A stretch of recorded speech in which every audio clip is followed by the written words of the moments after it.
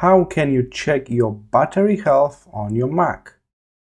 Simply head to Settings. By default, you should see Settings in your dock here. Then scroll a little bit down until you see the battery settings on the left. It's next to Network Settings here, just above the General. So click on the battery, and then you got the preview of battery health. In my case, it's normal, but I can still click this More Information icon, and I will get this pop-up with all of the details. So normal condition, capacity is 100%, so that's good, and I currently got a charging optimization on. So in some cases, my laptop may charge only to 80% to preserve the battery.